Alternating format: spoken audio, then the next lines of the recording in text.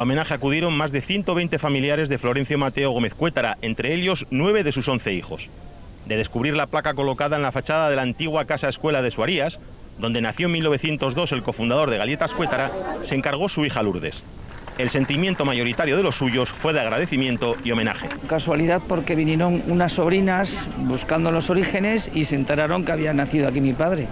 Y bueno, pues con esto pues hay que hacerle un homenaje y bueno, se fue preparando y bueno, es una cosa sencilla pero muy emotiva. Esta escuela la donó Fernando de las Cuevas, una persona que fue a Chile, que emigró a Chile, la construyó, la donó y pagó varios años para que un maestro, que en esos años estuvo mi abuelo Miguel.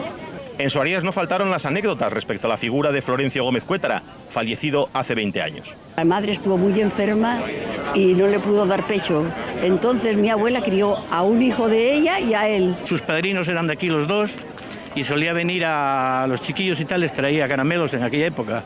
Hace 70 años, sacos de caramelos y galletas. La organización del homenaje corrió a cargo de la Asociación Cultural Cantu La Jorma, cuya sede social se ubica precisamente en la antigua escuela de Suarías.